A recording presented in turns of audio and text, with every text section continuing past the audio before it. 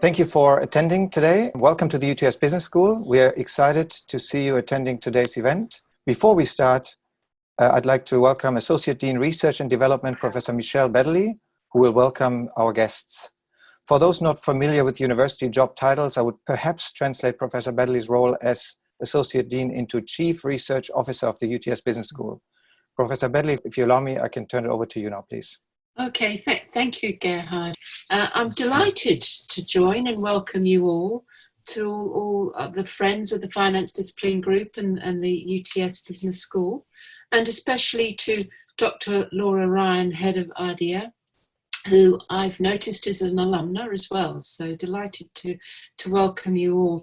And I personally am excited. I've got quite an interest in finance myself, especially behavioural finance. So I'm excited to see for myself this brief snapshot of the thinking and practice in the Finance Discipline Group at UTS Business, and noticing a whole load of evidence-based research that has the potential to be impactful and engaging, which is more than necessary at this difficult time. And looking through the list of presentations, how topical they all are. Income and payment shocks and mortgage defaults likely to be a big imminent problem. Volatility in energy markets, we've already seen it. Relationship lending likely to become more important.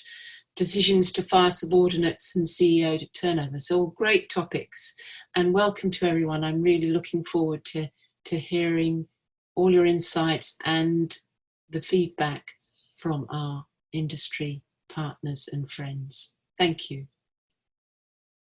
Many thanks, Professor Baddeley, for this warm welcome to our guests. Allow me to introduce Dr. Laura Ryan, who is, as Professor Baddeley said, Head of Research at Ardea Investment Management. And outside of her busy office life, Dr. Ryan also serves as a UTS Business School Industry Fellow to help us to advance knowledge with impact.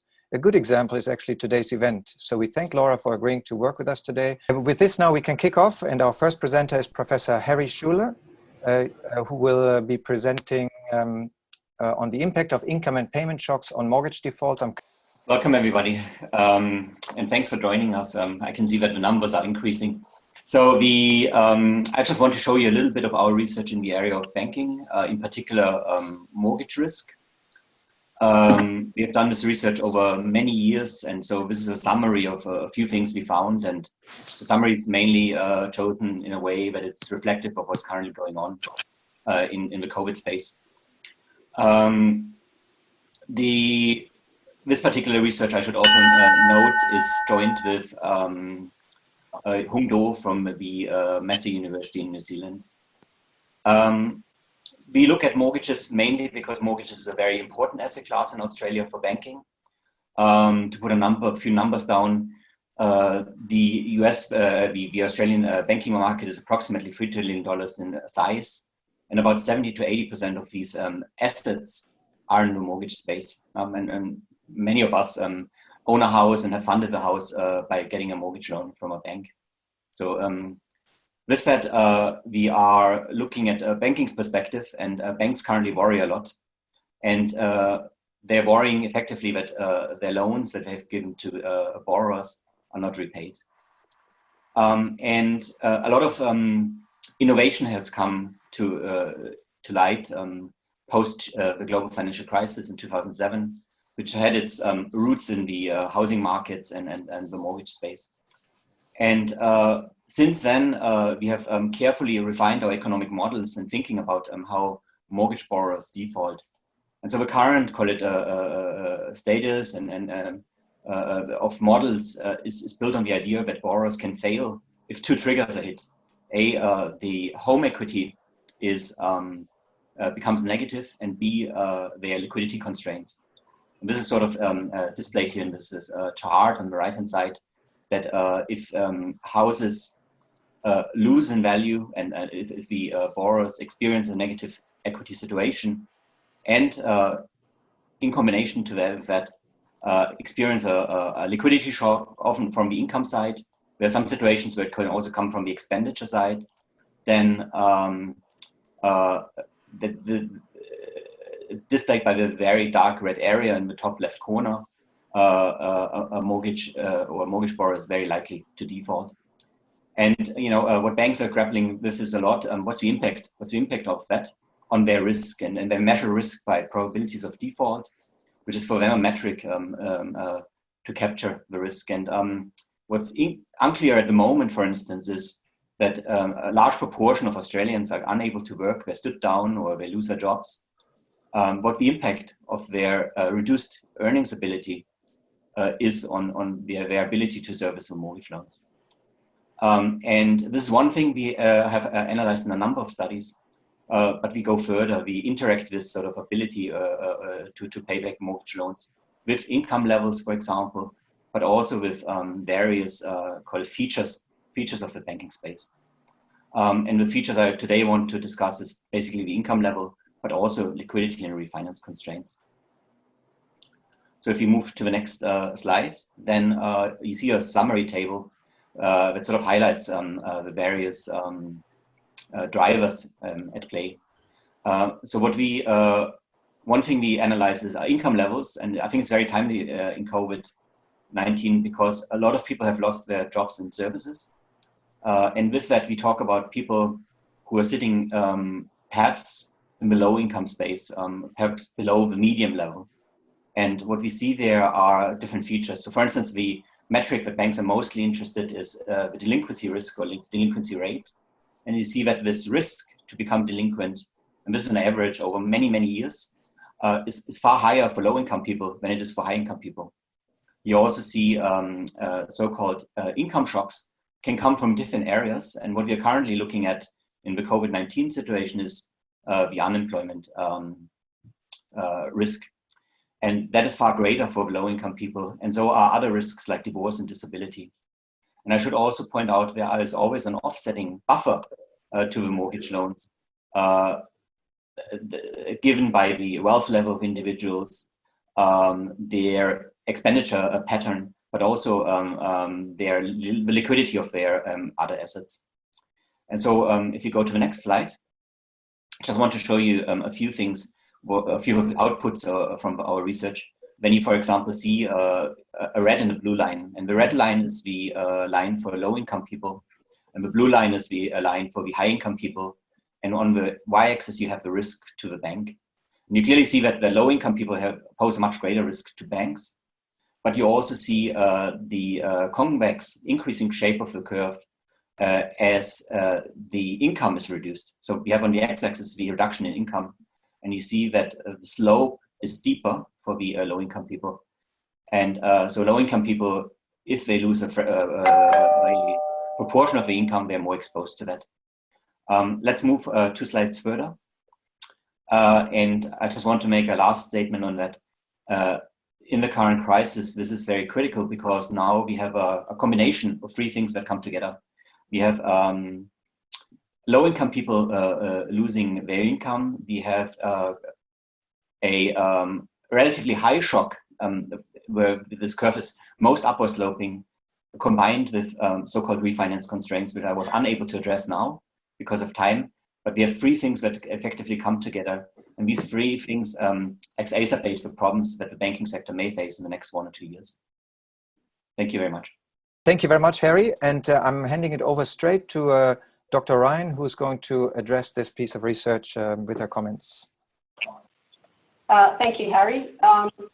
After reading your paper, it occurred to me immediately that this research has application for product design, especially with respect to the morality aspect of designing products, which are known to impose financial distress on some borrowers at predictable times. So your research tells us that defaults increase as payment shocks increase, which means that lenders should be able to identify ahead of time which borrowers are at risk of suffering financial distress.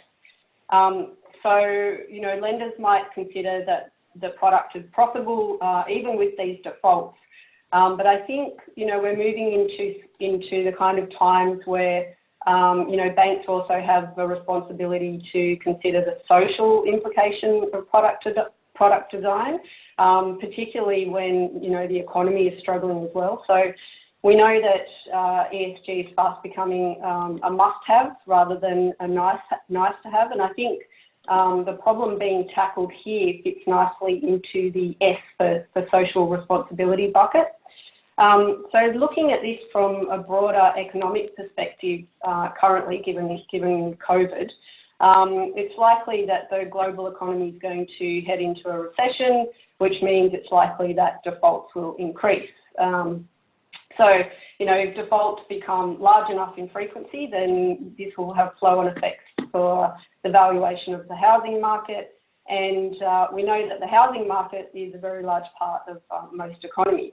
So given all of that, Harry, I have a couple of questions for you.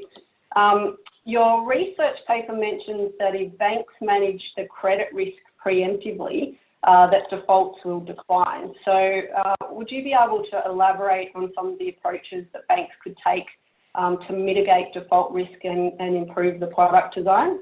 And then the second question is, do you have any indication on what the numbers would have looked like for the period around the GFC, and are we able to extrapolate to today's COVID market crisis as well? So very good questions. I just want to maybe follow on what you already suggested in product design or contract design.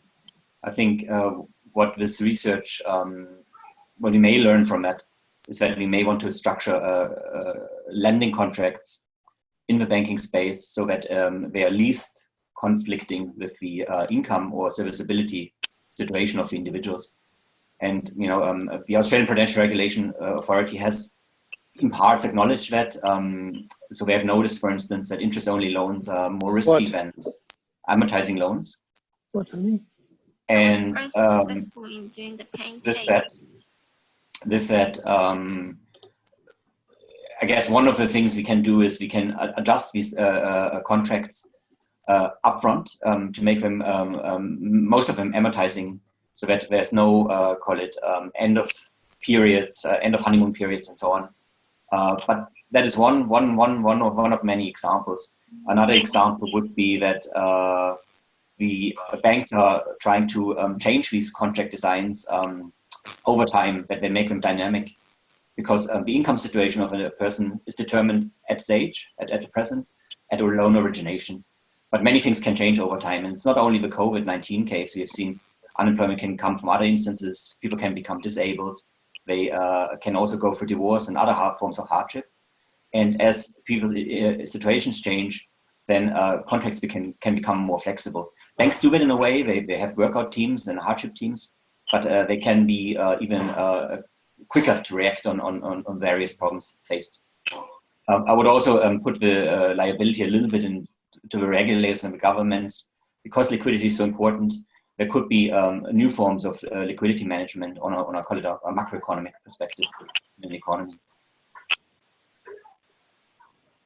And last but not least, you asked about the impact on COVID-19. The data we usually have comes in with lags of 1 or 2 years. So it covers the crisis period, the GFC. But many of these models we build because we rely on very few default events. Some people think we have a lot, but we actually think we have very few, because only say 0.5% or 1% of the population or 5% of the low-income people default. What it means is we often calculate models that are built over economic cycles and the average upturns and downturns. Generally speaking, what you will see is if you only concentrate on downturn information, but all the results you've seen come out more pronounced, that as the levels will be higher and the slopes will be steeper. Thank you. Thank you. I think, can I mention one last thing? I think it's interesting that you've suggested dynamic product design. I think that's a fantastic idea. Great, thank you. This is a banking problem in general, because in banking we don't have the luxury of having information updates like in the capital markets. And often you have 30-year products, and they are set at the beginning, and then the design is maintained over 30 years. And so this is a no-go in other pockets of finance. But unfortunately, banking lags in that regard a lot. Across many products, not only mortgages. Thank you very much, Harry, and thank you, Laura, for your commentary. And we have a couple of questions from the audience. One is from Darren, and Darren asks, is there a higher concentration of loans in the lower income demos or higher? A higher concentration of loans? I have to pass in on that because we stratified only for the loans themselves. So we did not, the data actually is available. We have people who have loans and who don't have loans. And so we can measure that. But we concentrated or filtered out the people who do not have loans. And Harry, there was another question. Do you see variability of metrics between big banks and other mortgage suppliers such as Pepper? Yeah, so Pepper, maybe I'll have to explain a little bit. So Pepper, they are not a bank, they don't take deposits, but they do lend and they refund or finance themselves through issuing RMBS securities in Australia. And then the question was? So the question was, do you see variability of metrics between big banks and these suppliers? In our data, we didn't have that. Most of our data was from the US, but we have had exposure to one data from one big bank where we had similar results, except that this is now specific for the bank and does not include Pepper loans. But generally speaking, what you find is if you go into a non-banking space, that you are moving more to the low-income space and the high-risk space. And so with that, you would expect all the results you've seen, again, the levels to be higher and the slopes to be steeper. Great. And we still have a bit of time left. There's a question coming in from one of our colleagues. Harry, what are your views on recent developments where the RBA and APRA were comfortable with the relaxation of lending standards in the period immediately preceding the COVID-19 shock? And can you see dangers in further relaxation of lending standards to support the housing market in the downturn? There's a trade-off effect. As we go into downturns, usually the lending standards are tighter and they become stricter because banks are worrying about taking losses or experiencing more losses than they already have. At the other hand, you want them to lend, especially in crisis, because one thing I didn't show, but I mentioned refinance constraints is a big issue. Structurally, I said, okay, mortgage borrowers can default if there is negative equity and a conjunction of serviceability. But even if you are sitting on a very comfortable so-called market value of your house, but if you cannot take out that equity from your that you have built in your home loan when you experience a problem, if you only have a liquidity shock. And one way to do that is, for example, if people can take out secondary mortgages if they're struggling liquidity. But clearly, if the lending standards are tightened, a lot of the consumers fail to do that. And so with that, we do want banks not to tighten. We actually want them to act counter-cyclical, loosen the lending standards in downturns and tighten them in upturns. But unfortunately, the opposite is happening in the real world. And the regulators, they try with guidance notes, change the lending standard behaviors, but they often do that to limit risks. And so they often also act what we call pro-cyclical. But we do now need counter-cyclical activities. And not only in banking and bank regulation, I think throughout the economy, but creating those and having the support and the buy-in from the society, that's the hard part. And I'm not very hopeful in that area. Thank you very much, Harry, and thank you very much, Laura, again, and everybody that had questions. Our next presentation is by Dr. Christina Nikitopoulos, who is one of our colleagues in the finance department. And Dr. Nikitopoulos will present the economic impact in energy markets via volatility persistence. Christina, if you'd like to take it away, please. Thank you very much. And thank you very much for everybody joining in.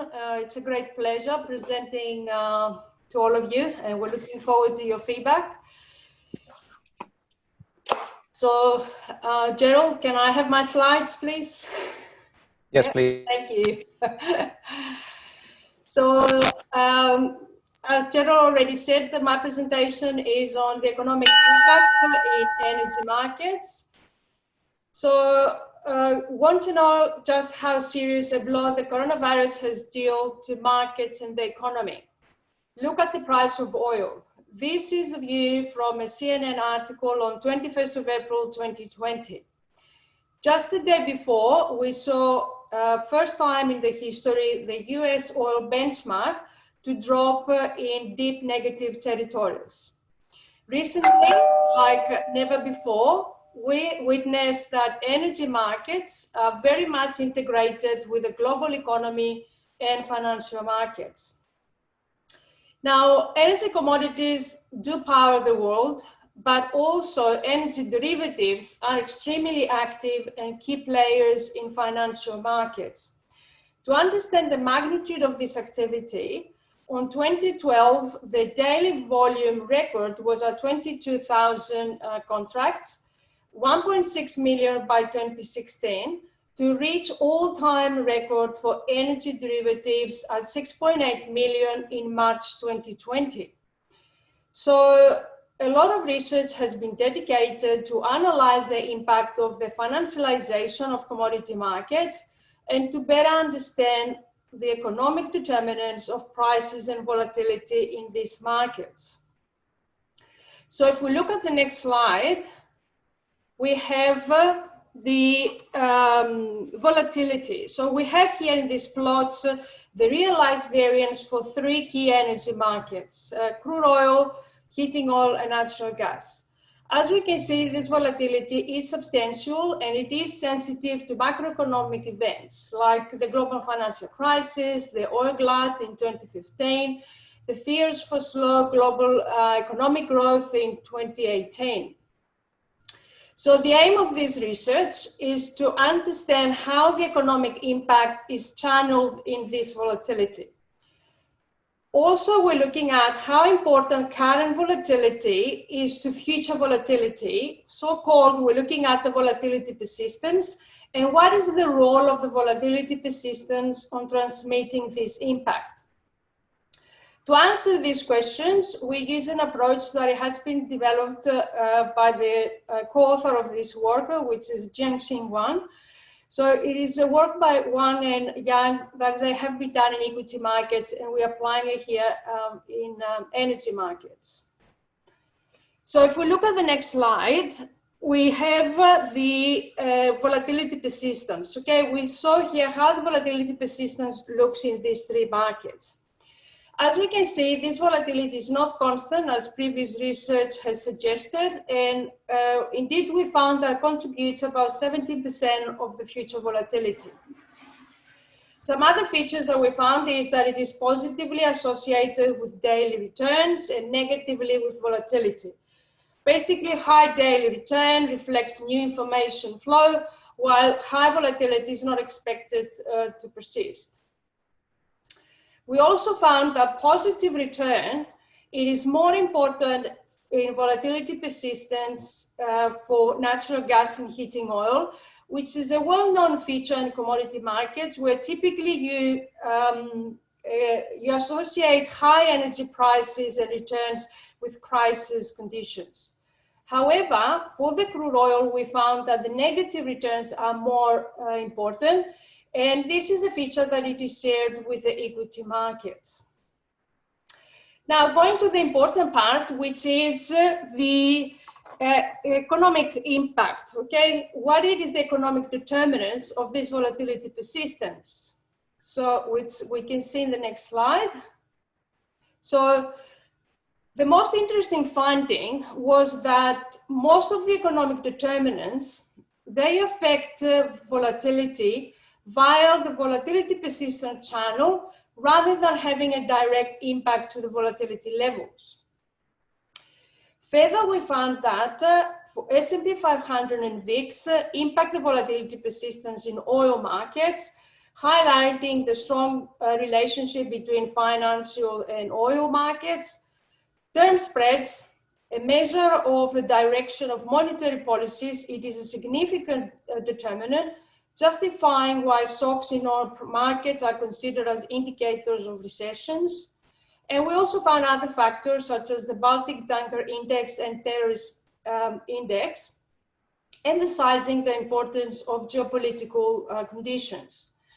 For heating oil and natural gas, the volatility persistence is impacted by the S&P 500 and Treasury bills. Interest rates typically affect energy markets as they increase the cost of holding inventory. So using these models, we also found that they do provide better forecasting performance. Therefore, this approach can be useful as a risk management tool. Okay, can be useful for risk management. So to finalize, in the last slide, that's sort of trying to summarize that we do know that energy markets play an important role in the economy and have significant implications to many different market participants, from oil producers to traders to market regulators. Therefore, the impact of these markets should be the focus of global discussions by policymakers. Thank you.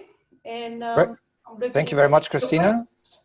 Thank you very much. And you kept it almost in time. Thank you. And Dr. Ryan is now the next one to provide her comments, please. Thank you, Christina.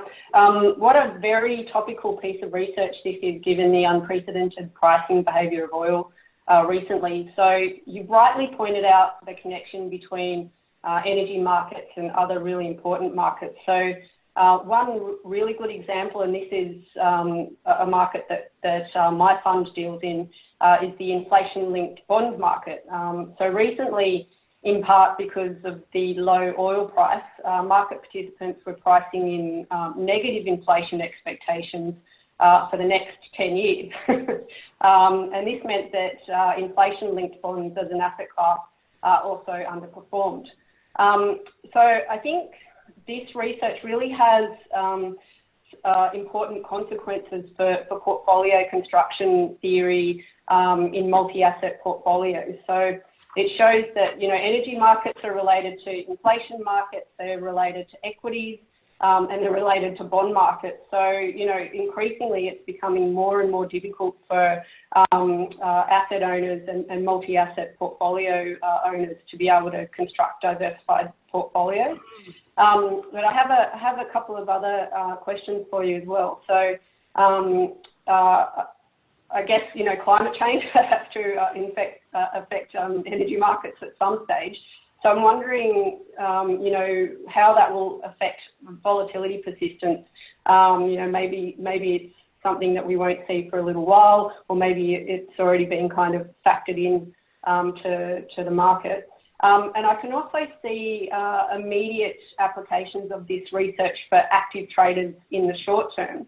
But I was wondering if you could explain how you might see, say, the RBA or other policymakers using this research to set expectations about their inflation targets. Thank you very much, Laura. Very nice. I never thought about this multi-asset portfolio construction. Very interesting point. So going to your question, first of all, in terms of the climate change, I believe that climate change is a big challenge for the future of the energy markets. Energy markets such as oil and natural gas, they rely partly on cold weather in northern hemisphere. Now, however, as we know, globally the temperature is increasing. And for example, very recently, northern hemisphere experienced one of the most mildest winters that they had. So I believe that the global climate change will have a significant impact on the demand for oil and gas. And that's why it's a serious concern for the global energy markets. And I believe that probably it is a very good timing for renewables to play a major role on balancing this out. Now, in terms of your second question about how we can extend this research to be able to be more useful for policy, volatility in energy markets, in general, it is considered from many market participants, okay, as a sign of weaker economies, slow economic growth, tight financial conditions. So I believe policymakers, they always keep an eye on the behavior of energy markets and in particular oil. Now, our current work, I know we study the impact of short-term volatility. However, we have thinking of and we have started trying to extend this methodology to study the longer-term volatility, which hopefully it will be able to provide more useful insights to policymakers and also to energy industry. Because when you're looking at longer maturity, longer term volatility, then you can put the other parameters in, which is inventory, consumption, industry, production, and yes, then the study becomes far more richer. Thank you, Christina, and Laura for those questions. So now Dr. Thomas Matthys from the Finance Department will present on corporate cash holdings and relationship lending. Thomas, if you can please present. Thank you, Gerhard, for that kind introduction. I must say it's really a pleasure to be here and be able to present my research, which is joint work with Sandeep Dahiya, who is at Georgetown University, and Issam Halak, who is at the European Commission. We investigate whether having a strong lending relationship reduces the need for corporate cash holdings. And yeah, you can go to the graph slide, Gerhard, thank you. No, the previous one? Yeah. Sorry. So the question is especially important in light of this extraordinary increase in cash holding we've seen, both in absolute numbers as well as relative to assets, by the US corporate sector since around the mid-2000s. And definitely also in the current period in which cash is king. So this phenomenon intrigued us and inspired us to really have a closer look. Now, to be clear, what we don't do is look at the drivers of this rise in average cash balances, but rather try to explain some of the variation in cash holding between firms. Yeah, once forward, please. Okay, so if we were to live in a frictionless world, firms would be able to access outside capital without any delay or costs. In reality, we know that there are significant information asymmetries between these potential outside capital providers, top left, and the firm's management. In this world, maintaining large cash holdings is necessary for a firm to invest in value-increasing projects without having this costly delay of having to look for it for outside capital. And we call this precautionary cash holdings. Of course, this precautionary cash holding comes at a cost because, especially in today's environment, firms would have to invest in an asset with near zero expected return. Now, the benefit of being able to invest whenever they please, we argue, would be especially attractive for firms with highly volatile earnings. These type of firms with highly volatile cash flows can then insulate themselves against some liquidity shortfall by maintaining the large cash balance and drawing it down to tide over the temporary shortfall. Now, at the same time, we know that informed creditors, especially relationship lenders, top right, they can reduce these kind of information asymmetries and frictions in capital markets by acquiring private information. In our paper, we argue that relationship lending is an effective substitute for cash holdings, as the firm can request loans from a provider who has better information compared to any other alternative source of capital. And to investigate this substitution effect, we use data on US companies from 1990 to 2016, so 27 years of data, as well as data on loans granted to these corporations. Once forward, please, Gerhard. Thank you.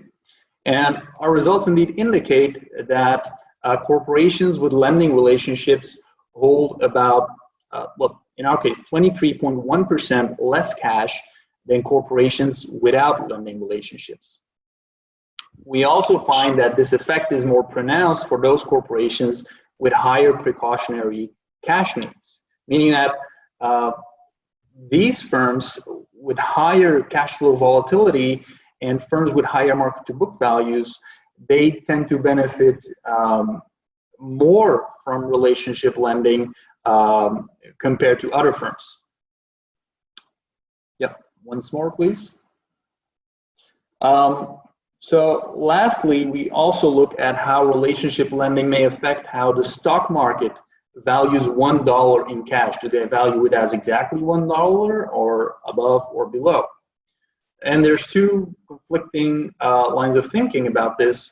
On the one hand, relationship lending can lead to better monitoring, meaning that the stock market may perceive $1 in cash as $1 or even more. If this better monitoring leads to the prevention of empire building or other value reducing managerial activities.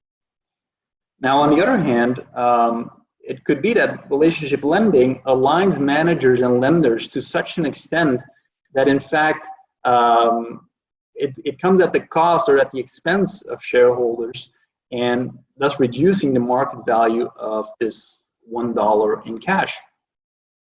What we find is that these effects seem to balance each other out. There is weak evidence, definitely not conclusive, that there is a slight tilt towards the negative, meaning that the alignment between firms' managers and lenders may come at the expense of shareholders. So to sum up, we find that relationship lending may act as a substitute as a substitute for precautionary cash holdings in our study. Thank you. Thank you, Thomas. This research, I think, is really interesting, given that the finance industry seems to be moving in the AI and machine learning direction. So it really shows that relationships are still important, because for as long as there's private information, that's information that algorithms can't get a hold of. And I see a similar phenomenon with respect to banks and funds management. So, fund managers, their role is to look for mispricing between securities. And then obviously a large part of that is monitoring, data and market data and that kind of thing. But there's also a really important aspect, and that's, talking to brokers and research houses about deals being done and flows and all that kind of thing. And so, and this is all obviously facilitated by strong relationships. So often, clients will ask whether, what fund managers can do can be automated. But to me, I think it seems almost impossible to automate this information gathering process between fund managers, research houses and the banks. Again, because there will always be information that I think, an algorithm can't obtain. So I have a couple of questions for you in terms of AI and machine learning. So do you think that the gathering of information obtained during relationship lending could ever be automated? And then the second question is, do you think that the level of interest rates might also impact the level of cash that's being held by firms? What was that last part? The level of interest rates? Yes. Do you think that the level of interest rates at the moment would be impacting the cash reserves that firms would be holding? Okay. Thank you, Laura. Those are great questions, insightful comments, very well taken. As per the first question on machine learning or AI technology, we know that it's certainly affecting credit scoring models. So there are some models that use machine learning or non-traditional data that are better able to predict losses than those more traditional models if there is some negative shock to aggregate credit supply. So it seems that these techniques can better mine some nonlinear relationship between the company characteristics when there is stress, and this is where the cash holding is most relevant to tide over these temporary shortfalls. But having said that, these models all require some kind of data input, and by definition, while relationship lending, they facilitate or foster this acquisition of private information. By definition, that's not publicly available. So yes, I think new techniques can and will allow for more accurate models, but in my view, they won't fully displace the benefits of having relationship lending as an acquirer of private information. And now, as for the second question on the level of interest rates, if anything, in today's environment, if we would be in a non-stressed period, which clearly we are not, low levels of interest rates have made it more costly to hold cash, given their near zero expected rate of return. If we were looking at the average level of cash, we would have to include some kind of monetary policy indicator to account for this. But when we, especially in our paper, we're looking at the variation in cash holding between firms, right? And there it's true that low interest rates may affect the opportunity cost of cash holding differently for different firms. The way to model that would be to include some kind of triple interaction between, on one hand, relationship lending, then also some measure of the ease of access to outside capital and the monetary policy indicator. That's a good point. So definitely incorporating that in the future version of the paper. Thank you. That's great, Thanks, Thomas. Thank you, Laura. We have a couple of questions, and Thomas, if you could kindly keep them very short in the interest of time. Mm-hmm. One question interesting from David Bond is, do you control for those corporations with cash holdings held offshore to avoid potential corporate tax payments if repatriated?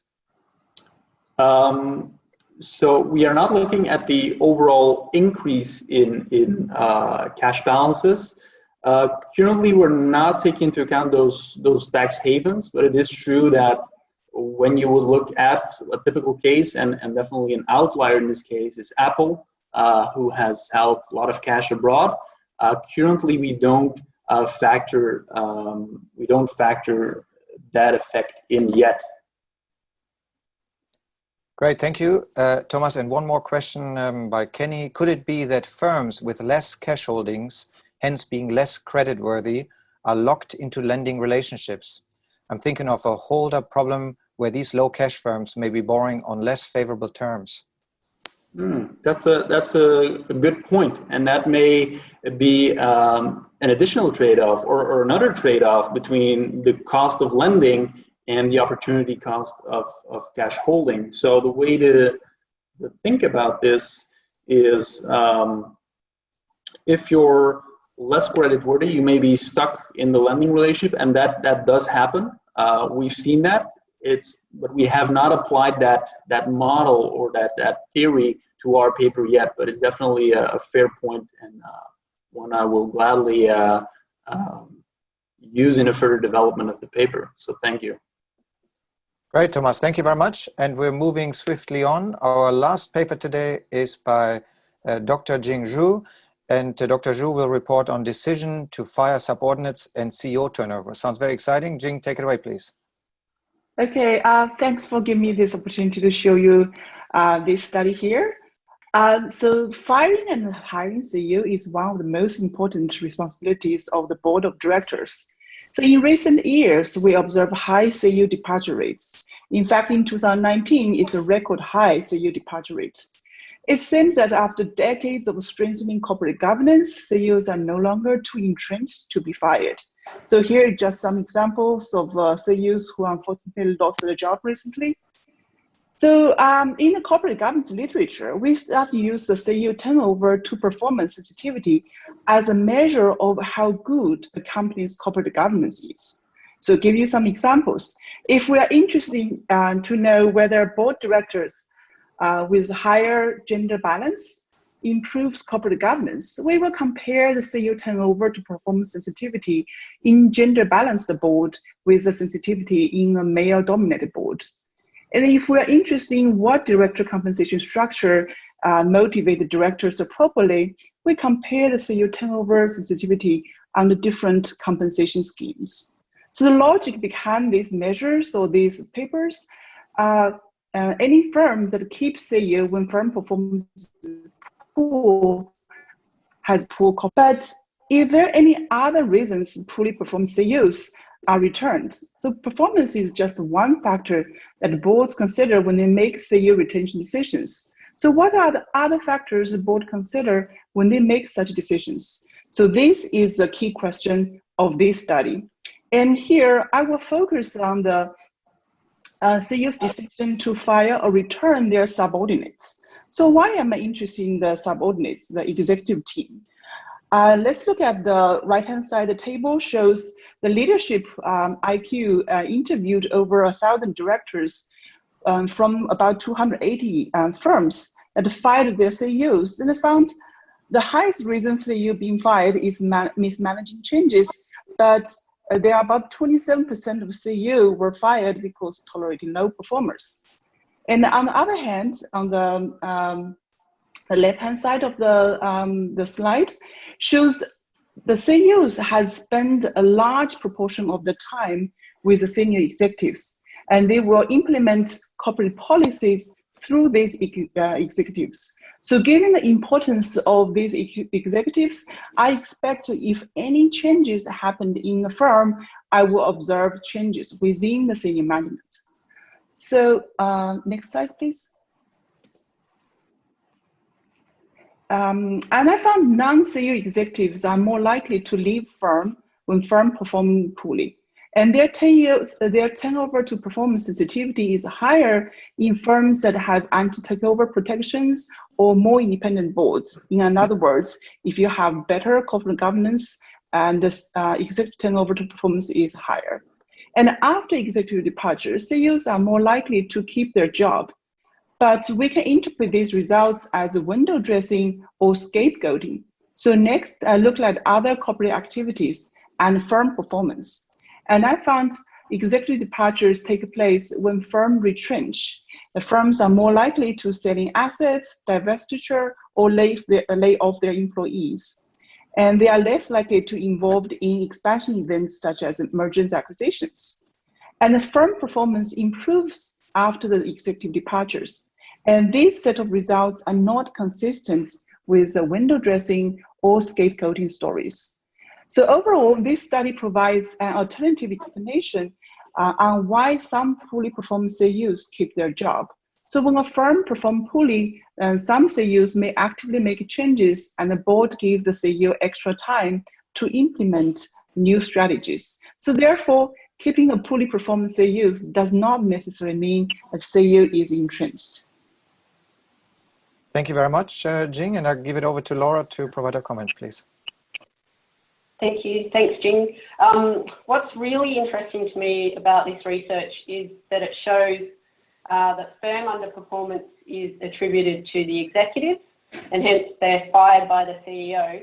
And then when the firm starts performing well, that performance is attributed to the CEO. So there seems to be a sort of put option for CEOs, at least in the first instance. So what I mean by that is the CEOs have a kind of get out of jail free card where they get to, blame the executives for poor performance, but the executives don't get the same chance to blame the CEO. So so I see, there's kind of two benefits of being CEO. The first is that you get a chance to blame the executives for your poor performance, and the second is that you're given a chance to improve your own performance while the firm replaces the executives that you've just fired. So I'm interested to hear about how you might extend this analysis. So would it be possible to do this analysis so that it compared the departure sensitivity to performance of females to males and also across countries? I think that the results would be really interesting to compare, say, Japan to the US, particularly, you know, the different type of cultural aspects of employment there. So interested to hear your thoughts on both of those. And Jing, if you can be mindful of the time, please, so we stay in the 5 p.m. frame. Thank you. Oh, yeah. Okay, I will answer it shortly. In fact, I actually checked the turnover to performance sensitivity among the female and the male, but that's in a different study. So overall, I didn't find any evidence that sensitivity is higher or lower for the female executives. And I think your suggestion of compare with other countries is very interesting, because we know in different countries, they have different culture and corporate governance practice. So I would expect the situation would be different in countries like Japan. Great, thank you, Jing, very much. And I would like perhaps to acknowledge a couple of other questions. Is there anybody that from the audience has risen their hand? Otherwise, I would like to perhaps ask a question for Jing that perhaps came up here. Do executive departures have a lasting effect on executive team size? And are there differences in reasons for departure and the long-term effect on team size? Yes, I actually found the departures at least have in 2 years after executive departure, the whole executive team size is still smaller. So I think 2 years is a reasonable period if the CEO intend to find any replacements. So my interpretation of the result is the firm just retrench. They will sell some business, they'll cut down their asset, and the manages assets will go with this, leave the firm.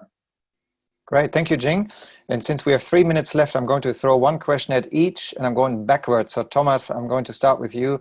Can you just, as a bumper sticker, define us the relationship lending, or provide the relationship lending definition? Yeah, so we have a number of different ways to define relationship lending to provide some robustness.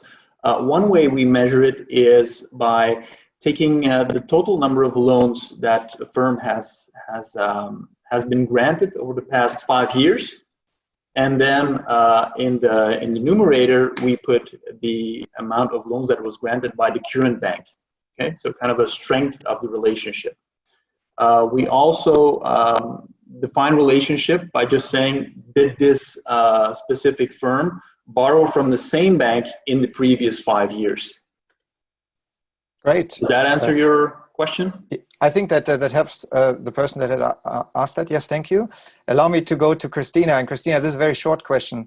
We're not providing financial advice here according to Corporations Act 961B, but the question is, in short, are you buying or selling energy stocks? And you can keep the answer short. Okay, now you're not looking at directional trades now. You should look at volatility trades. So you can certainly trade on volatility now, and I think you're going to do pretty well, because it's going to keep up having a lot of volatility for the time. Great. I better go quickly through this meeting so I can start trading. I'll see you later. No, I'm staying for the last question. Harry, we have a question from Roy. What impacts do you see on the LMI and reinsurance industry, especially given negative equity and affordability pressures? And I know that's probably a longer answer, but if you can keep it short, please. Just two answers. First, LMI, they're first in line to lose. So they insure mortgage borrowers between 80 and 95% LBR. Can you explain LMI and LBR, Harry, just so we stick on the... Sorry, the LMI are the insurers that insure mortgage loans. So it's lenders, mortgage insurers. And LVR is the loan-to-value ratio. It's a key measure in banking to determine the risk of loans. And so anyway, the LMI insurers, they are the first to lose, and they will be very exposed to the losses in relation to mortgage delinquencies. But one thing they can do is they can reset premiums. And the pandemic has one feature. It affects everybody. And so with that, we may see increasing insurance premiums going forward. So the insurance companies will experience losses, but maybe only in the short term. and will cover those in the long run from higher premiums. So effectively, everybody will end up paying for the problems. Thank you very much, Harry. And I will now close the Zoom meeting. Dr. Richards and I would like, on behalf of the Finance Department, thank you for your attendance. We hope that you enjoyed this. We thank the presenters, Professor Scheule and Drs. Nikitopoulos, Matthys, and Xu. And special thanks to Dr. Laura Ryan and to Professor Baddeley for her visit. And we look forward to seeing you again, maybe here on Zoom or perhaps in a post-COVID world, also back in the room at the UTS Business School. For now, we say thank you, have a good night, stay safe, and we'll see you soon again at a UTS Finance event. Thank you. Good night.